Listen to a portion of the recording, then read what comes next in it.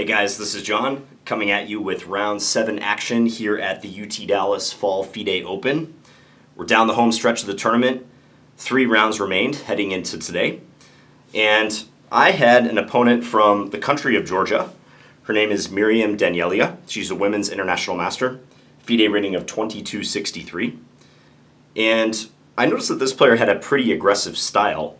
So I'm not going to show you the entire game, but just to give you kind of a taste of what this game was about, I, as white, played the move h4 on move 5. So I was already moving my h-pawn at the beginning of the game, and the game took a rather unusual course. But I wanted to focus on the endgame, which we reached here, and I am white.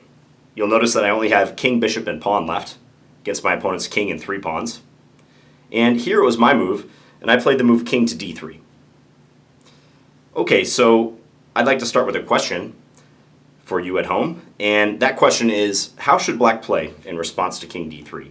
So you may have to kind of mentally flip this if you're used to looking at this from one point of view, but how should black play, and how do you anticipate this endgame going? You can pause your video if you like.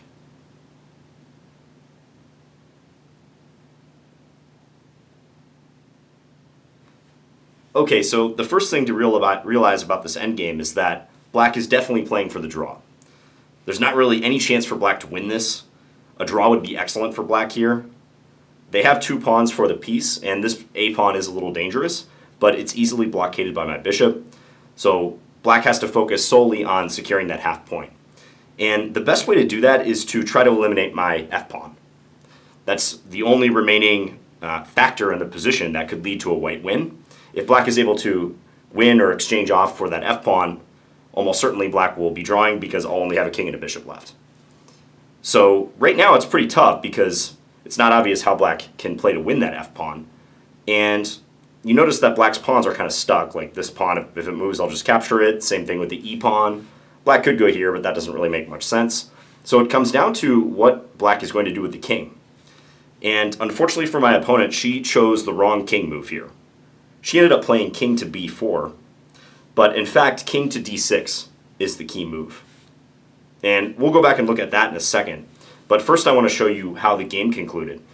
So king b4 does contain the threat of king b3, which might even win for black if I'm inattentive. I just said a moment ago that black probably can't win, but if I played some egregiously bad move like king e4, king b3 would win, because after, say, king takes e5, king b2, this bishop will get forced out from defending against a2. Of course, I would never do that. So after king b4, I just played bishop a2, occupying this diagonal and taking away the b3 square from black's king. And now black has little to do but move their king or the g-pawn. So she played g4.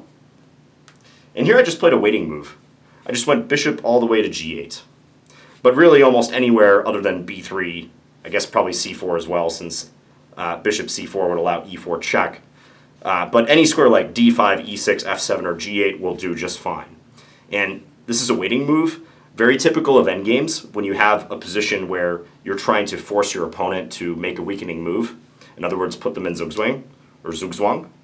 So with bishop g8, I'm just trying to force the black king into a less favorable position.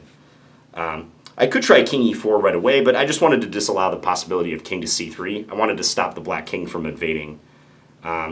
We were both in severe time pressure at this point, pretty much playing off the increment at the end of the game. So I played bishop to g8. My opponent responded with king to c5. And now that I have the a2 square covered even from long distance, and black's king is not in danger of coming in, I just played king e4 at this point.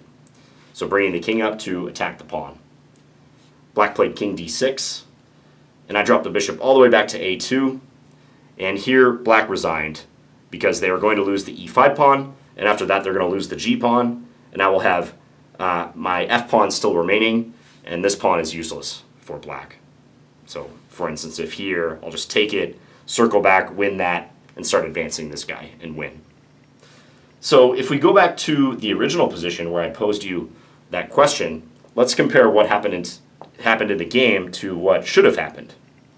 So instead of playing king to b4, black should have tried to circle around to the king side with the king. So for instance, king d6. which is in fact the only move. I shouldn't even say for instance. Specifically, it has to be king to d6. King d5 would not work so well, because then I get bishop a2 check-in. And king d6, on the other hand, is just a perfect move. And say I were to play bishop a2 after this, looking to cut the king off, maybe take away the e6 square, black will continue to circle around. So king e7. The only thing that really makes sense for white is to try to come up with their king. Oh yeah, and actually I should say that this pawn is back here, so let me go back and just be very precise about that. So this pawn is still sitting on g5. So king to d6, bishop a2, king e7, king e4, king f6, so defending this.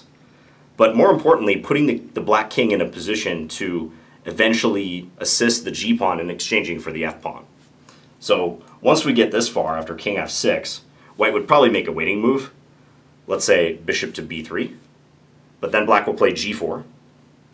And let's say white waits again, bishop a2, trying to employ the same strategy as in the game, run black out of moves so we can win the e-pawn.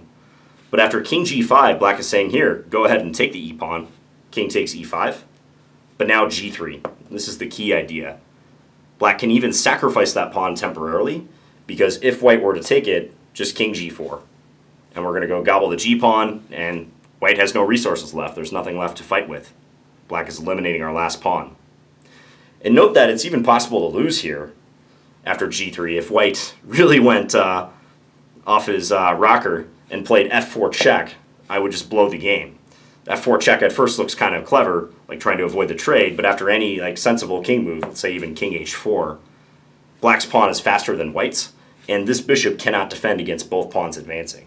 So if bishop d5, black could just push one of the pawns, let's say a2, deflect the bishop away, push, and they're going to get a queen and win.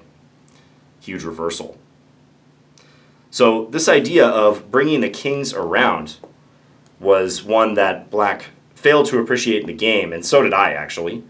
I couldn't make a proper assessment of it with so little time left, because again, we were both extremely low. But I thought that black's only winning chance would be to bring the king around, and it just so happens they barely get the draw after king d3, king d6, followed by bringing the king over. So, a tough game for my opponent. You never like it when you blow the game right at the end. It's a part of chess, though. We've all done it.